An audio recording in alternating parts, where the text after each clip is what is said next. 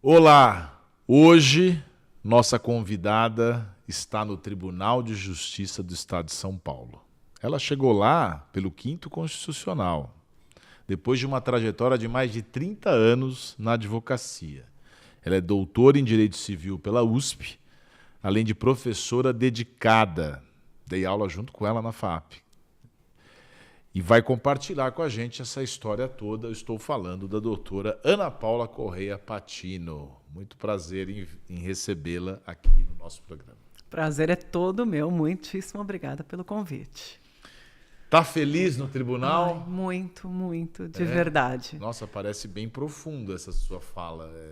Eu tô Você mesmo. era realizada na advocacia, mas você tinha esse sonho, ou na verdade foi algo que você quis fazer e está se realizando mais agora? Como é que é isso aí? Eu sempre fui muito realizada na advocacia. Eu nunca prestei concurso. E não passava mesmo pela minha cabeça. E de uns tempos para cá, a pandemia foi muito significativa nesse sentido. Eu comecei a me interessar, comecei a achar que eu talvez tivesse uma veia de magistrado. Eu comecei a sentir isso. E aí, quando me deu um estalo, eu falei, eu nunca tinha disputado o 5º Constitucional também. Então, em 2022, eu falei, eu acho que eu quero ir para o Tribunal de Justiça. Eu sempre amei o Tribunal de Justiça. Eu sempre tive, assim, duas coisas que estão muito no meu coração. 3, mas assim, 2 em sentido de prédio. Faculdade de Direito, ali foi um divisor de águas para mim. Eu sou muito apaixonada pela São Francisco. Pela São Francisco. Então, sou muito apaixonada ali pela minha faculdade de Direito. E também sempre fui muito apaixonada no Tribunal de Justiça. E quando eu comecei a advogar, eu sou muito movida à paixão. Agora eu vejo isso. Eu fiquei encantada com a advocacia. Eu sou egressa da Procuradoria de Assistência Judiciária. Eu fiz estágio na PAJ. Isso era uma coisa que existia. Era hoje, talvez, a Defensoria. Eu peguei essa fase. Ai, PAJ. Eu era estagiária. Eu adorava aquilo. Então, eu me realizei muito na advocacia. E aí, quando me deu o estalo, em 2022, eu disputei. Você falou, quero ser magistrada. Então você é uma apaixonada pelo direito, de um modo geral. Sou. E como é que é essa história? Porque advogado a gente veste a camisa. Isso. E eu vesti. Eu sempre digo que o advogado ele tem lado. Eu não gosto muito quando chega. Eu tenho 30 anos, né, de advocacia, como você teve. Às vezes uma pessoa está começando no escritório, ela fala assim: olha, eu estou vendo esse caso aqui, ó. Acho que ele é culpado. Eu falei, eu não pedi, eu não quero essa, eu quero análise de quem é parcial. Isso. E como é que é essa mudança? Porque o juiz é o contrário. Eu nem acredito naquela frase que o advogado é o primeiro juiz da causa e o juiz é o último advogado. Eu acho isso balela. Para mim, o advogado é sempre advogado, o juiz é sempre juiz. E o juiz, ele é sempre imparcial. Como é que você deu essa mudança de chave? É difícil essa mudança de chave. Necessariamente eu precisei refletir bastante sobre como atuar, porque a primeira vez que eu li o recurso, eu já falei, não, mas ele podia ter falado isso, ele podia ter pedido isso, eu teria feito diferente. Eu tive um caso parecido, já sei o que acontece aqui. Eu já conheço esse tipo de recorrente, esse tipo de alimentante. Imagina que é isso. Você lida muito com família lá, né? A tua Câmara é Direito Privado. Isso. Segunda Câmara de Direito Privado é família e outros temas, mas eu atuava em família também. Outros temas, mas eu atuava como advogada. E eu precisei parar e dizer, não, ele poderia ter pedido assim, aí eu daria, mas eu não posso. Eu preciso me ater àquilo que foi pedido. Essa, para mim, talvez tenha sido a parte mais difícil. Certo. Às vezes, até em despacho, dá vontade de falar para o advogado, doutor, mas se o senhor pedisse desse jeito? Mas eu não posso. Então, foi o que mais eu tive dificuldade. De resto, não é certo falar o advogado é o primeiro juiz da causa, mas, no fim, a gente é mesmo. No fundo, porque, você como não é advogado, você concorda com a frase. Eu concordo porque eu dizia, não interessa se você tem ou não tem razão, Você pode não ter razão, mas nós vamos pedir desse jeito. E nós não vamos mostrar os seus pontos fracos. O juiz ser o Nós vamos primeiro mostrar os advogado da fortes. causa, até tudo bem. O que eu não concordo é o advogado ser o primeiro juiz. Mas tudo bem, isso é uma questão filosófica. Né? É uma questão filosófica. Mas esse desembarque, né, quando você chegou lá no tribunal, como é que você...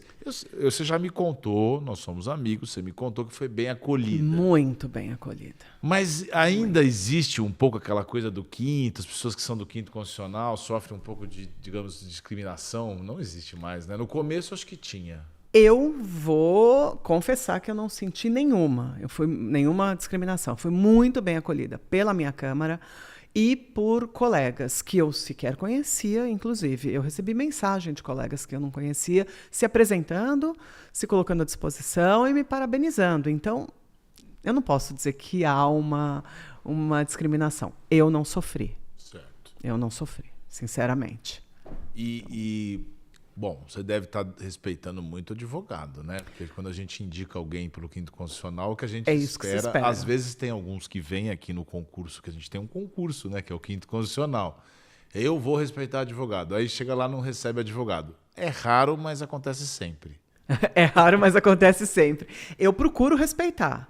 Gostaria de nunca ouvir algo contrário. Você pode ter algum embate, assim, uma discussão. Eu acho que é salutar também, desde que seja respeitoso. Eu nunca vou agradar aos dois advogados. Algum advogado ao mesmo já entrou tempo. chutando a porta do teu gabinete? Não. Que não sei o quê. Não. Nunca. E nenhum, eu não posso, eu preciso ver se eu me lembro de alguma coisa assim. Sustentação oral. Nenhum desrespeito.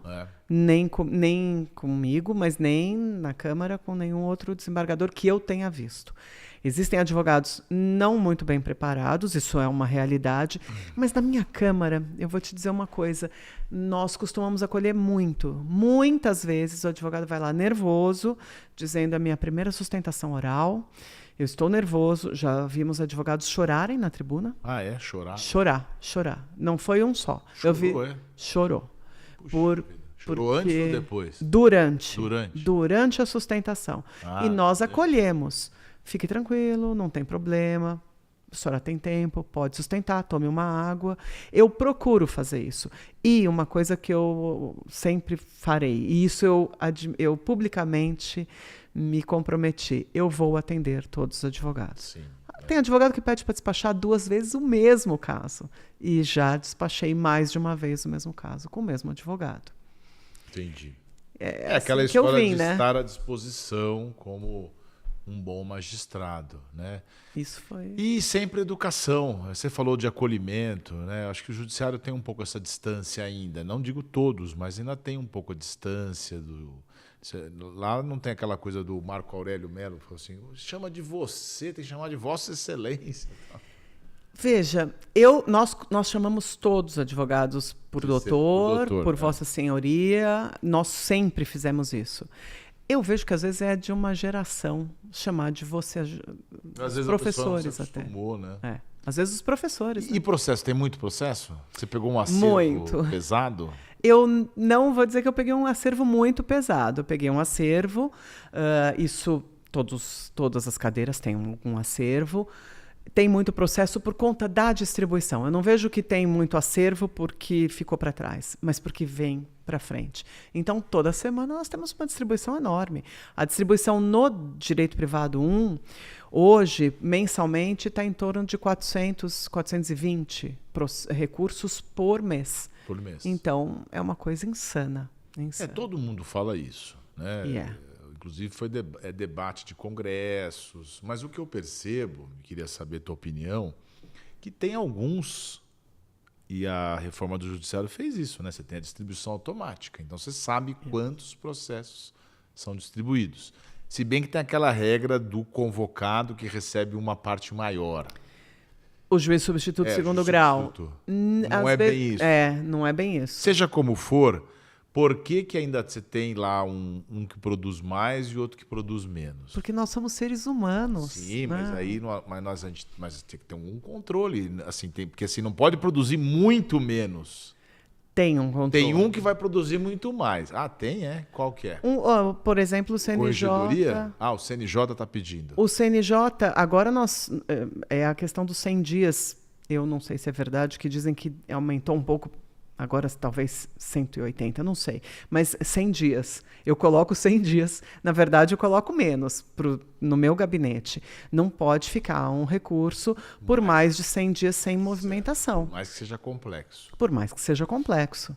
Lógico, no meu não tem. E no meu eu coloco menos do que 100 dias. Então, no meu gabinete não fica recurso com mais de 90 dias sem movimentação.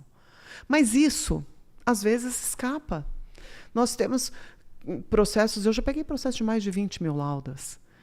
Para prestar um serviço bem prestado, não dá para ser muito rápido. Então, tem gente que disse que esse controle, seja mínimo, eficiente ou não, acaba fazendo com que o desembargador ou o juiz julgue não analise tanto para cumprir metas do CNJ. Mas também aí é desculpa, né? Ou não?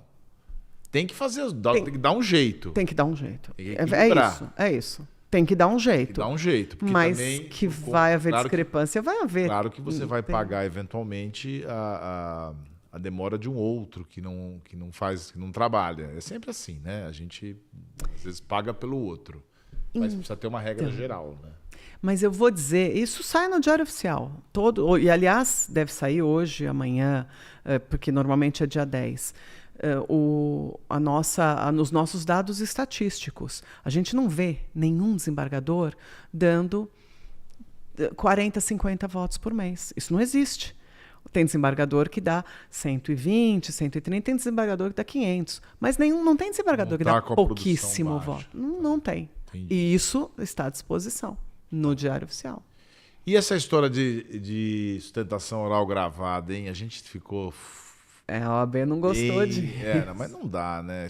Você tem isso no tribunal? Eu nunca peguei uma sustentação oral gravada. Porque assim, não é que a gente não confie que vai escutar, é que em que jeito que vai escutar, em que momento, de repente tem uma frase lá mais contundente também. Mas, Sergei, todos os pedidos de oposição ao julgamento virtual são acolhidos. Sim, aqui no tribunal.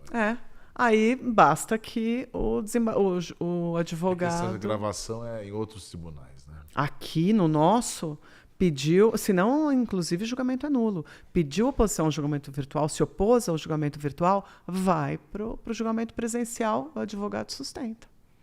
E tem lá aquela dialética, né? Você pode, de repente, ter uma fala, uma contestação, se bem que eu acho que ainda os desembargadores não entenderam o que é a expressão pela ordem, né? Às vezes o advogado tem que interromper, não é porque ele quer ou porque ele é mal educado. Está na lei. E tem advogado também que não entende muito bem e às vezes fica esperando. Pela ordem, aí, o senhor espera aí, amanhã o senhor volta aqui, entendeu? Amanhã o senhor volta. O advogado tem que falar, pela ordem fala, rápido, conciso. E se o desembargador não gostou, o problema é dele, está na lei. É claro que não vai ficar toda hora interrompendo. O desembargador pela ordem. Não, mas você tem que... Quando você acha, ou para corrigir alguma situação importante, ou porque você foi chamado a atenção de maneira indevida, você cumpre a lei. Não é algo corriqueiro. Não? Não. Nas sessões de julgamento, e olha que a gente faz sessão de julgamento com quase... Toda semana? 2 vezes por mês, a cada 15 dias, com mais de 40 sustentações orais. Pouquíssimas vezes. Está tendo muita gente lá para sustentar, como em todos os lugares, né? Yes. A gente, quando começou a advogar, não era assim, né? Não, pouquíssimo. Quando que a gente sentava do lado do Márcio Tomás Bastos. Isso. Eu ficava lá meio tímido, mas eu ia. Mas assim, eram pouquíssimos que se arriscavam. Porque também tinha menos advogado, né? E era assim, muitas vezes o advogado tinha até receio. Porque muitas vezes não precisa sustentar. É uma coisa que não precisa levantar essa questão em sustentação oral. Está tudo muito bem explicado. A sua Câmara... tem gente que fala que, inclusive, o despacho, o memorial, às vezes surte até mais efeito. Muito eficaz. Essa Câmara sua é de manhã? Começa de manhã? Começa às 1h30 da tarde. Terça-feira, começou às 1h30 da tarde. Às 8h15, nós terminamos a sessão. Então, não era melhor dividir em 2 períodos de forma a abranger todas as sustentações do dia? Por exemplo, essa turma aqui vai ser da 1h30 às 3h. Essa aqui não dá para fazer isso. Eu entrei com requerimento para a presidência do tribunal, mas já faz uns 5 anos não me responderam, para organizar. Porque se nós fizermos toda semana, no fim das contas vai ser toda semana com mais sustentação e vai, no fim das contas, dar na mesma, né? Bom, vamos fazer um intervalo e na volta vamos falar um pouquinho outros assuntos do Poder Judiciário com a doutora Ana Paula Corrêa Patino, aqui no Pontos e Vistas. O futuro da advocacia já chegou. Conheça o Marketplace de Lotex da OAB São Paulo. Aqui, você encontra as tecnologias jurídicas mais inovadoras que estão transformando a prática do direito. Com o apoio de inteligência artificial, algoritmos e machine learning, as Lotex revolucionam sua rotina. Facilitam consultas à legislação, otimizam a organização de documentos e melhoram a gestão de clientes e processos. Mais do que uma vitrine, o Marketplace da OAB São Paulo oferece soluções aprovadas pela Comissão de Privacidade, Proteção de Dados e Inteligência Artificial da OAB São Paulo. Segurança, inovação e confiabilidade para o seu dia a dia. Explore diversas categorias e descubra como essas soluções podem atender às suas necessidades específicas. Marketplace de Lotex da OAB São Paulo. O portal que conecta você ao futuro da advocacia. Acesse agora e revolucione sua prática. Voltamos a apresentar o Pontos e Vistas, que hoje recebe a desembargadora Ana Paula Corrêa Patino. Doutora Ana Paula, nós fizemos recentemente uma comissão aqui da reforma do Poder Judiciário, chamamos alguns notáveis, com notáveis saber jurídico, de verdade.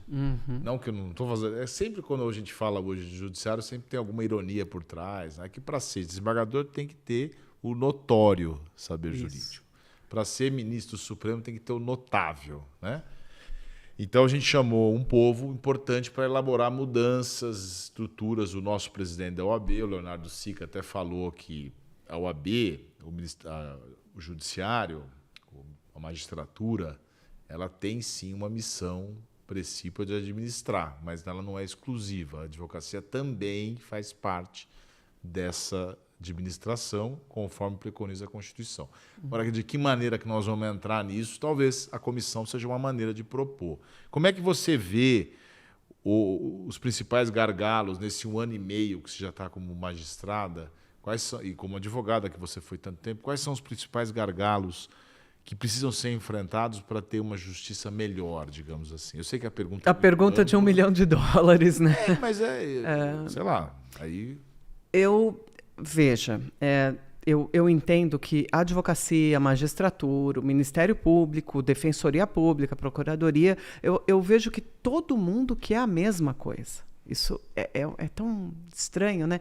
Todo mundo quer a mesma coisa, que é o bom andamento, mas nós ainda não estamos conseguindo... Cada um tem um diagnóstico diferente. Mas isso tem que ser, né? Uma coisa que não tem como negar que todos os lados veem igual é essas demandas repetitivas da advocacia, então, não vou dizer advocacia, da litigância abusiva.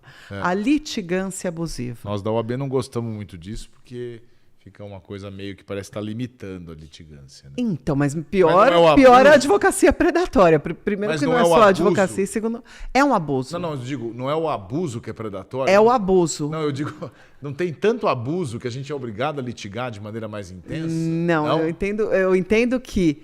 e isso não é contra o judiciário. Se for isso, não é contra o judiciário. São contra os fatos que levam a... O poder público faz tanto abuso, aí depois reclama que tem muita ação. Mas não o judiciário, o poder público. Não, o judiciário é como guardião dos abusos. Pega o abuso e tira o abuso. É isso que é. E às vezes pode parecer uma coisa muito extensa, porque tem muitos abusos por aí, privados e públicos. Tudo bem. E para isso o judiciário serve. E para isso precisa efetivamente litigar. Mas eu não vejo que precisa litigar para muitas coisas. Entendi. Eu nem vou falar dessas questões então, esse é um ponto, absurdas. Esse é um ponto que você identifica. Esse é um ponto o excesso de litigância no Brasil. E eu não vou dizer da litigância abusiva. Eu vou dizer da falta... A litigância da cultura. A falta da cultura de resolver os problemas por si próprio. Eu trabalho em direito de família. Por que é que eu preciso resolver onde vai estudar o filho de gente que eu não conheço. Nós somos muito paternalistas nesse sentido e de buscar o Estado para dar essa proteção, porque o meu ex-marido ou minha ex-mulher não respeita o direito de visita, é isso? precisa mesmo do Estado para isso? Não Quer dizer que nós falhamos aqui. Falhamos como ser humano, falhamos como pai e mãe. Como é que nós dois não conseguimos Mas o ódio debater? fica tão grande, né? E aí o judiciário tem que lidar com o ódio, não é uma questão puramente jurídica. Tem que lidar com o ódio. Eu acho que nós estamos numa crise pais. também de segurança, de projeção, porque assim, às vezes a mulher, por exemplo, entrando no assunto da mulher, ela, que não é a tua área no tribunal, mas você conhece bem, vai lá, pede uma proteção, o judiciário dá, e mesmo assim o cara vai lá e mata ela.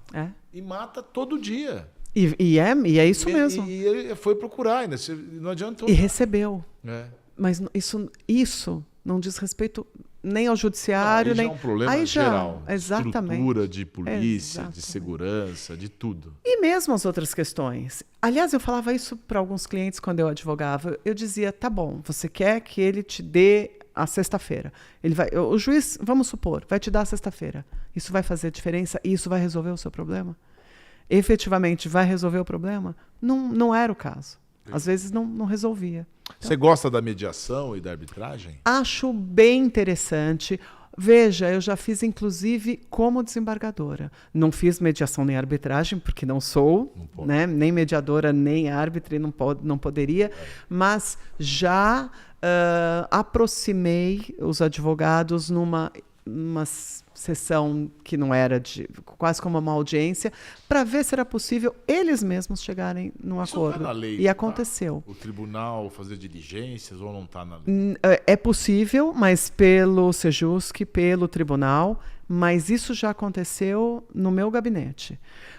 Em situação que já tinha sido iniciado o julgamento, houve a sustentação oral, numa situação em que a pessoa saiu chorando. Olha, foi um dos casos que a advogada chorou. E eu disse, olha, se houver interesse das partes, eu me comprometo a conversar. Mas isso que você fez não é uma coisa muito comum, né, no tribunal. Não, mas na minha Câmara eu já vi acontecer assim 10 vezes. Também.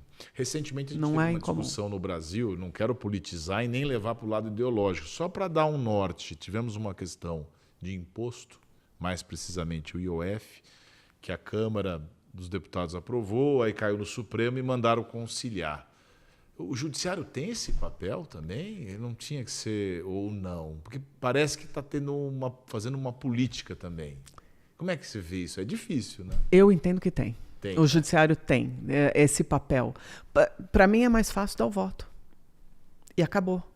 Só que não é mais efetivo que as partes cheguem num acordo. Mas isso está nos fundamentos de um juiz, não está? É.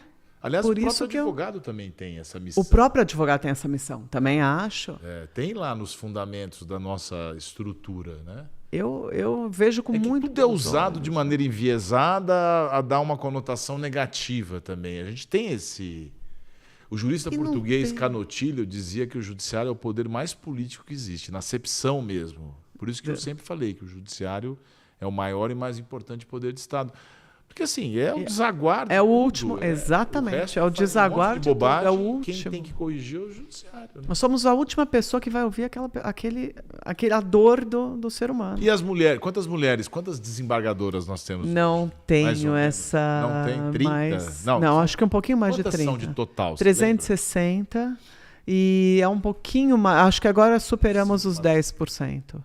É pouco, 10% ainda, né? É pouco. Bom, mas no passado não tinha nenhuma, né? Não é? Não é? Eu ainda me lembro a primeira. Então, Luzia, né? Luzia que veio pelo 5º Constitucional do Ministério Público. Né? Como a gente... Se você for ver as mudanças estruturais, elas são muito recentes. Né? Muito recentes. A minha mãe, enquanto da OAB, pegou bancas da magistratura participando, em que os desembargadores aprovavam as candidatas porque a letra não era de mulher. E no oral reprovava. Mulher não pode. E minha mãe uma vez participou, criou um caso, que minha mãe sempre brigou, para quem não sabe. Acho difícil, quem não sabe, minha mãe é Zulaí Cobra, foi deputada, foi conselheira da OAB. E na época... Combativa. Combativa, esse é o outro nome dela. Né? Na época, A candidata foi reprovada porque 3 não passaram. Uma era desquitada, uma era solteira e outra era casada com um advogado. Imagina, um desembargador casada com um advogado. Isso é uma coisa horrível para o tribunal naquela. Hoje a gente pode dizer. Não, acabou de mais. sair Não tem. o resultado. A E é primeira obrigado. colocada é mulher. Você é a favor dessas políticas de afirmação, não só para a mulher, como para os negros? Então, eu sou. Eu acho que quanto mais misturado. Não é fácil, as melhor. pessoas não entendem muito. Mas A maioria que eu conheço é contra. Eu acho que precisava ter Você representatividade. discrimina o outro lado. E mas Não discrimina. você não vai ter nunca. Senão vai ser oportunidade, uma corte absolutamente uniforme, igual. né? Quando a sociedade não é absolutamente uniforme, igual. Precisa ter.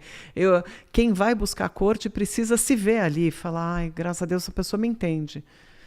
Isso precisa ter. Para quem vai se submeter ao julgamento, é interessante. A gente ouve muito isso também, em sessão. Falar, nossa, nunca havia visto um julgamento só de mulheres. Porque às vezes somos só mulheres. Eu, a segunda e a terceira juíza, mulheres. Isso já aconteceu. Eu tenho uma fala aqui de mudança no concurso público. Você nunca prestou concurso, foi pelo quinto, teve seu trabalho na advocacia. Você não acha que a carreira, o juiz... Você é casada com um juiz, né? Sou. O Pato, que a gente Isso. chama carinhosamente de Pato. Patinho é Patinho, o juiz que é juiz corregedor. do DIPO. E ele foi concursado. Foi concursado. E eu o conheço, ele é vocacionado. Mas ele é vocacionado. Tem juiz que é vocacionado. Ele enfrenta, ele fica em cima. Parece aqueles programas. Um abraço para você, né? Mas ele ele eu conheço, gosta eu sei disso, que é vocacionado, é um bom magistrado, um excelente magistrado. Não estou falando isso para te agradar, porque eu conheço. Senão nem tocava no assunto. Tá verdade. Só que nem todos os magistrados, pela prova, é o que eu entendo, pela prova que é oferecida, ele alcança essa vocação na prova. Você não acha que poderia mudar, em vez do cidadão tirar 9, ele tirar um 7, mas de repente ele é muito vocacionado, ele serviria melhor aos anseios de justiça? E como avaliar isso? Você tem hoje métodos de recursos humanos maravilhosos, você tem inteligência artificial, você submete o cidadão a pressão numa sala, um monte de gente gritando na orelha dele, sendo maltratado, para ver como é que ele... para ver como reage. Você não fala, você dá boa tarde, às vezes, você dá boa tarde e já não responde. Aí você fala uma coisa, doutor, quem manda aqui sou eu, tal. Ainda tem isso. Tem. Sergi, mas veja só, nós temos que nos submeter a juízes bons, a juízes médios, mas a não juízes dá pra gente contratar ruins. uns juízes médios, mais médios do que ruins? Isso seria o ideal. Uma mudança Isso seria ideal. que não é assim. Eu não quero que o cara seja um ignorante. Mas uma pessoa que não seja não precisa decorar técnica. tanto a prova, a ponto de tirar 9, e ser uma pessoa mais com um pensamento, uma visão mais holística, que domine mais, tem um jogo de vocacionado, inteligente. Eu acho só difícil, mas seria o ideal. Tem ideal. métodos hoje, você tem métodos. Pegar uma pessoa recursos humanos. vocacionada, que quisesse estar ali. Isso seria o ideal. Concordo. E tirasse uma nota razoável também. Não pode Sim. pode ser completamente neófito, né? Quem quer estar ali, se prepara para aquilo Mas também, isso aí né? não é só juiz, viu? Tem muita gente que vai para serviço social e não tem vocação para cuidar de gente. Eu sempre digo, o juiz gosta de gente. Você tem enfermeira, às vezes médico, até advogado você pode ter, eventualmente, que não tem essa facilidade. Quer ficar Mas distante. o advogado você troca, né? O juiz não dá para trocar. Não dá.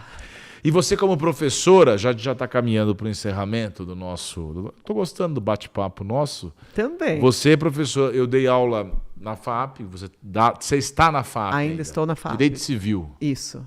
Agora eu tô com Quantos anos sucesso. você dá aula lá? Na FAP eu dou aula desde 2007. A aula eu dou desde 95. Esse ano eu completei 30 anos de sala de aula. E como é que está, na sua visão, a evolução do ensino jurídico? O pessoal está se dedicando mais? Seja sincera. Olha, É uma pergunta... difícil. Eu dei aula há 8 anos na FAP. Eu vi de tudo, né? A gente tem de tudo. Tem de tudo. A gente, Mas olha, a desatenção tá grande, né? Olha, eu saía de lá, eu dava aula, até um júri eu me sentia mais à vontade. Eu saía meio esgotado, uma sensação de que eu não consegui passar o que eu sei. Não é fácil ser professor, né? Não. Nossa, tem que tirar o chapéu. Tá E pior. você sempre foi uma boa professora. Eu te agradeço. Mas eu sinto... Eu via lá tá as suas pior. avaliações, não podia ver, mas sabe como é que é advogada, né? E criminalista, então, né? O investigativo. Tá, mas não foi E crime. com a veia jornalística que você sempre teve. Deixa eu ver então. como é que tá. Só tinha elogio pra você. Aí eu pegava a minha, mais ou menos. Não, você sabe que não era isso, não. Mas sempre então, foi um bom eu acho que professor. o aluno também tem muito bombardeio de rede social hoje. Então, Ele tem outras realidades. Eu acho que a gente precisa entender, descobrir como que a gente vai chegar nessa geração. Porque não é a nossa geração. Não dá pra gente achar que falar vai fazer com que aquele aluno aprenda. Mas como é que faz A gente isso? precisa- Né? Os desafios estão cada vez mais difíceis. Eu acho que é muito mais estruturante do que a gente imagina. Hoje social. nós temos essas técnicas, metodologias ativas. Dá resultado? É uma mudança. A gente Você tem é que pelo menos mãe, tentar. né? Você tem 2. Tenho 2. E são adolescentes já. Não, hoje o mais são velho mais novos. 23 e o mais novo 20. São criados já. Mas também é um desafio. Isso que eu acho que a gente precisa aprender. Como é que eu chego numa pessoa de 20 anos de idade e me faço entender e Eles faço também, a diferença mais rápidos, ali. também não querem discursinhos também, né? Não querem lição de moral, nada. É tudo muito rápido. E eu acho que eu sou. Eu tenho o tom professoral. Ah, sim. Eu acho que eu sou o discursinho, a lição de moral. É, né? A gente foi educado dessa Não forma e a gente quer meio que passar tudo. Quando eu procuro um conhecimento, eu quero uma aula expositiva, mas não é o que eles querem, não é como eles aprendem. Certamente tem o lado bom de ser quem eles são. Sim. Talvez leiam menos, talvez estudem menos, mas também não se preocupam tanto em agradar como a gente preocupava. Isso. Vai trazer uma novidade Deixar um boa pra trabalho que a gente. gente entrou era uma questão de honra, não vou sair nunca. E o medo? Até o Hoje fim. eu vejo que as pessoas não estão interessadas. Assim. Se não der certo, não deu. Talvez isso seja um lado bom também, que não é tão opressor. Um desapego, Olha, né? a gente já transformou o programa em psicologia. Numa filosofia Com a que filosofia não com a é... doutora Ana Paula Correia Patino, que está no Tribunal de Justiça. A gente ficou contente com a sua candidatura e com a sua chegada ao tribunal, por uma série de qualidades que você tem.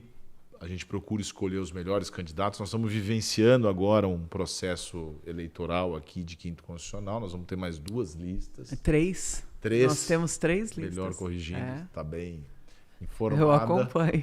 E a gente espera que a gente consiga encontrar pessoas do seu gabarito como ser humano. Você tem um perfil de ser humano. Agora, se você vai dar os melhores votos do mundo, aí depende da sua... Eu tenho certeza que a OAB vai... E já encontrou, porque eu conheço, eu vejo a disputa. Os candidatos. O gabarito está elevado. Tá boa? Tá boa. Essa A disputa safra. está boa. Safra. Vão sair 3 nomes muito bons. Eu tenho certeza disso. Tomara. Estou muito feliz, estou muito tranquila. Obrigado pela sua participação. Muitíssimo viu? obrigada. E você que nos acompanhou até agora, muito obrigado por participar do Pontos e Vistas, que é um podcast graças ao OAB de São Paulo.